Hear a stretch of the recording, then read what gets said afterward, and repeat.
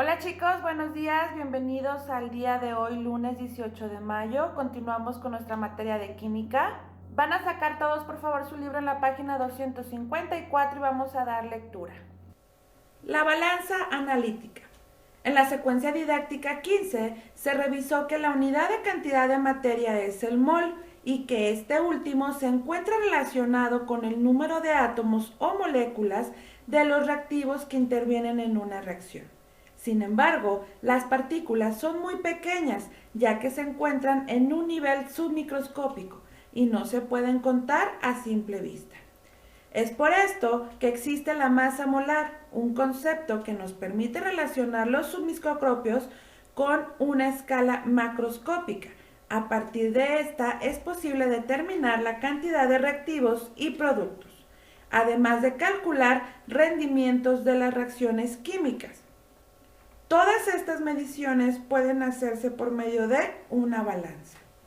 Los químicos necesitan pesar sustancias con exactitud y, además, muchas veces se requieren cantidades muy pequeñas de algunos productos para llevar a cabo las reacciones químicas deseadas.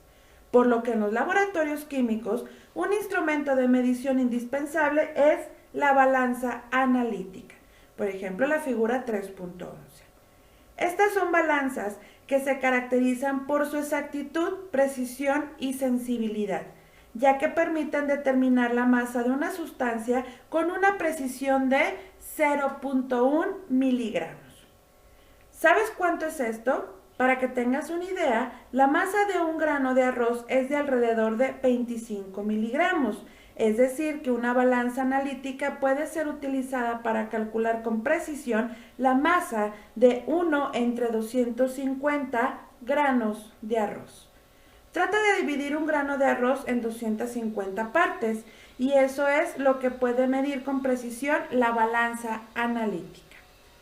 Para realizar los cálculos de la cantidad de materia necesaria en muchas de las reacciones químicas, se requiere comprender los conceptos de mol y masa molar, lo que puede resultar un tema complicado de entender. A continuación, observen el siguiente video donde se está utilizando la balanza analítica.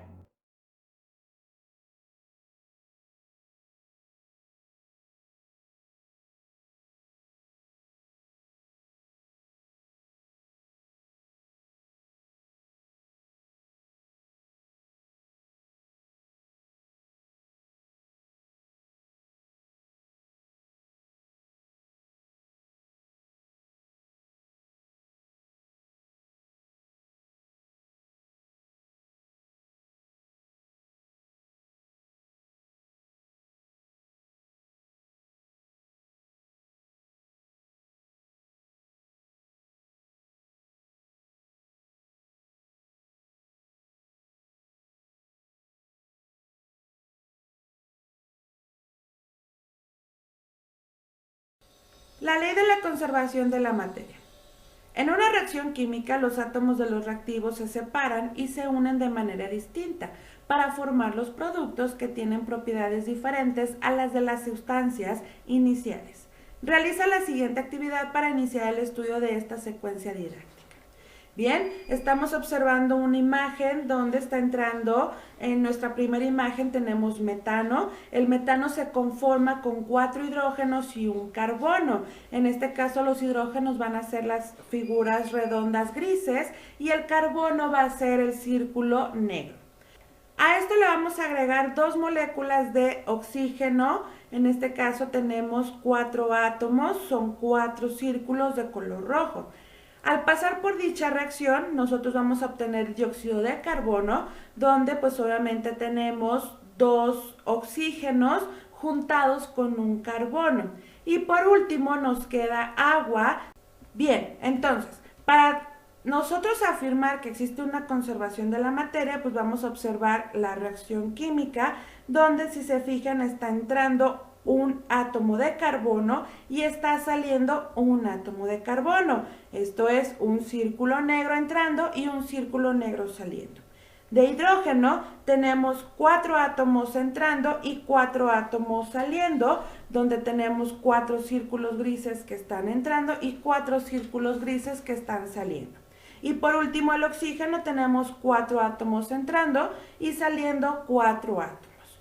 Por lo tanto, yo aquí tengo una conservación de la materia. Lo que entra es lo mismo que lo que sale. Continuamos la lectura en la página 262. Bien, ya vimos en la reacción pasada que sí existe una conservación de la materia, pero ¿qué pasaría si esta conservación no se diera o nos entregaran a nosotros datos donde observamos que no existe dicha conservación? Para eso vamos a hacer la lectura que nos dice: el ajuste de las ecuaciones químicas. Algunos combustibles fósiles como el carbón o los derivados del petróleo suelen contener impurezas de azufre y cuando se queman en presencia de oxígeno se forma el gas dióxido de azufre. La ecuación química que representa dicha reacción es la siguiente. Tenemos una molécula de azufre entrando más 2 moléculas de oxígeno. Esto nos va a dar resultado una molécula de azufre con 2 moléculas de oxígeno, que en este caso se le llama dióxido de azufre. Como he revisado en este libro, los símbolos de los elementos representan a un átomo de dichas sustancias y las fórmulas de los compuestos permiten identificar el tipo y la cantidad de átomos que forman las moléculas, compuestos moleculares, o bien el tipo y proporción de iones presentes en una red cristalina, o sea, compuestos iónicos. Así, a partir de las ecuaciones químicas, se puede obtener información de la cantidad de átomos o de iones de los reactivos y productos. Por ejemplo, la ecuación anterior puede interpretarse como que un átomo de azufre reacciona con una molécula de oxígeno conformada por 2 átomos y se produce una molécula de dióxido de azufre formada por un átomo de azufre y 2 átomos de oxígeno. Para obtener el total de átomos de un elemento presentes en un compuesto, se multiplica el coeficiente que antecede a la fórmula por el subíndice que aparece a la derecha del símbolo del elemento. Recuerda que cuando el subíndice o el coeficiente tienen el valor de 1, no se escribe. En el caso de la reacción de combustión del azufre, todos los coeficientes valen 1. Lo anterior se presenta en la siguiente tabla. Entonces, de azufre está entrando un átomo y está saliendo un átomo. De oxígeno están entrando 2 átomos y están saliendo 2 átomos. ¿Cómo puedes observar la cantidad de átomos de los elementos que forman los reactivos? Es similar a la que forman los productos, es decir, se conserva el número de átomos. Si en una ecuación química se representa que la cantidad de átomos o iones de los reactivos es la misma que en los productos, se dice que es una ecuación balanceada. Cuando ocurren las reacciones químicas, intervienen una gran cantidad de átomos, moléculas o iones de los reactivos y productos, por lo que es conveniente interpretar las ecuaciones en términos de moles. ¿Recuerdas a cuántas moléculas equivale un mol de moléculas? En las lecturas nos explica que las reacciones químicas deben de tener un balanceo y ese balanceo nosotros lo podemos proporcionar gracias a los moles, que en este caso nos están indicando que es el número anteponiendo cada elemento o cada compuesto. Por lo tanto, yo a continuación les explicaré un poquito más cómo es que paso a paso se realiza dicho balanceo. Recuerden lo que ya aprendimos de la materia, que la materia no se crea ni se destruye, solo se transforma y que lo que entra tiene que ser lo mismo a lo que sale. ¿Para qué balancear una ecuación química? Los efectos producidos por una reacción química no dependen solo de lo que reacciona, sino también de las cantidades en que reaccionan. Por ejemplo, un poco más de sal puede transformar el sabor de una comida de agradable a desagradable. Por esta razón, las ecuaciones químicas se deben de balancear, es decir, se debe igualar el número y clase de átomos y de esta forma se cumple con la ley de la conservación de las masas. La cantidad que entra es la misma que tiene que salir.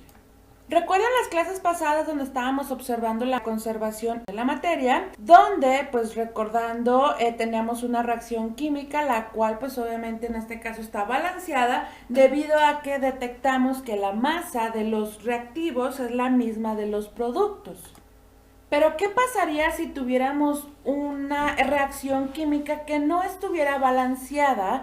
Y en este caso no estaríamos definiendo lo que es la conservación de la materia. Por lo tanto, se hace el balanceo de ecuaciones. Para hacer el balanceo, lo único que tenemos que agregar es prefijos, que en este caso son los moles. Pero ¿cómo sabemos cuánto tenemos que agregar y qué es que debemos de agregar? Pues entonces tenemos un método que se llama el método del tanteo. La forma correcta es la siguiente. Tenemos en este caso una reacción que nos está entrando metano más oxígeno y está saliendo dióxido de carbono más agua. El primer paso es identificar los átomos de entrada y salida de cada elemento. En este caso nosotros tenemos carbono, hidrógeno y oxígeno en mi reacción. ¿Cuántos átomos están entrando de carbono? Pues bueno, ahí tenemos el subíndice que viene siendo 1 y de salida pues también tenemos 1. De hidrógeno tenemos entrando 4 y saliendo 2. Desde aquí ya nos estamos dando cuenta que la reacción química no está balanceada, ya que tenemos una diferencia de átomos entrando y saliendo del mismo elemento. Y por último tenemos el oxígeno, que nos dice que están entrando 2 átomos y están saliendo 3. De igual manera, todavía seguimos teniendo variación. Ojo, si se fijan, al final en la parte de los productos tenemos dióxido de carbono y tenemos agua. Ambos están utilizando oxígeno, esto se les tiene que sumar. Si te fijas, tienes en el primer compuesto tienes 2 átomos y en el segundo compuesto 1, entonces sería 2 más 1 van a ser 3.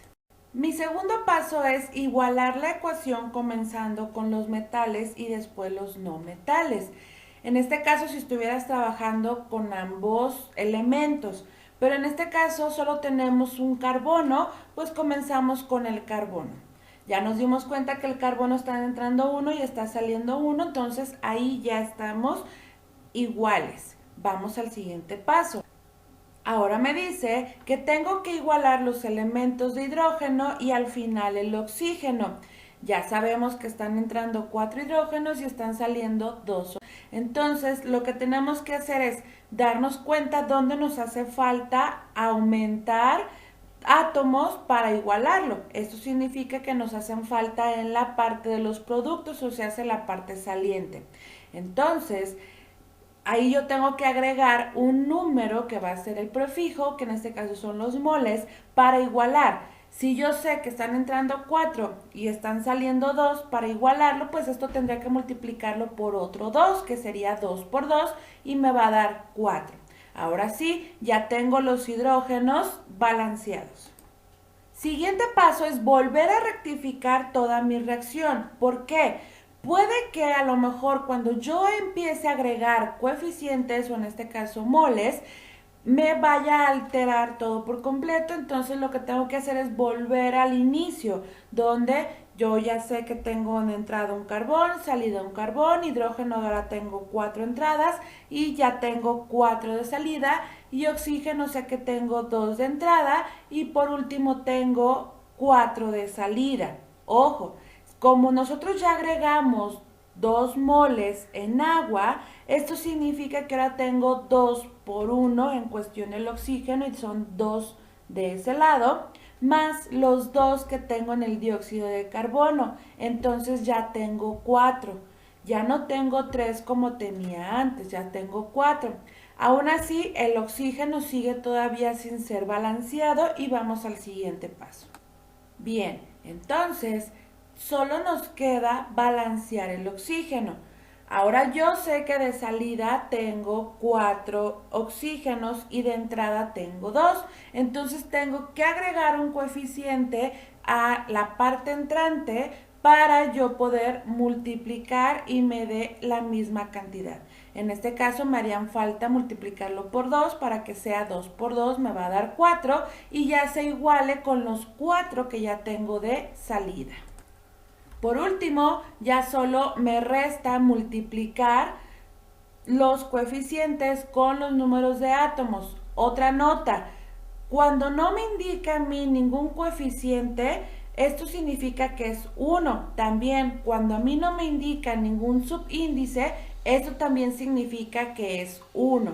En este caso, entonces sería 1 por 1 en carbono me va a dar 1, 1 por 4 en hidrógeno me va a dar 4, 2 por 2 en oxígeno me va a dar 4 en la parte entrante. En la parte saliente, 1 por 1 de carbono me da 1, 1 por 2 de oxígeno me da 2, pero acuérdense que vamos a agregar los otros 2 que tenemos del otro extremo, que sería 2 por 1, 2, entonces 2 más 2 tengo 4 de oxígeno, y solo me queda el hidrógeno, que sería 2 por 2, 4. Ahora sí, lo que está entrando es lo mismo que está saliendo en cuestiones de átomos, por lo tanto mi reacción ya está balanceada. Bien, ahora sí todos saquen su cuaderno, recuerden poner margen, fecha, saludo Meraki y su nombre.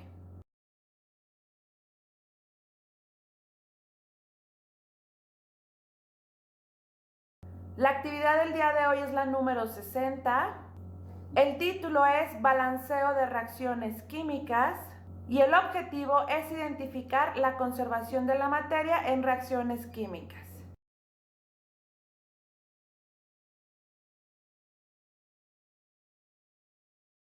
La actividad que tienen que hacer ustedes, yo les estoy proporcionando reacciones químicas y ustedes tienen que realizar el balanceo de dichas reacciones.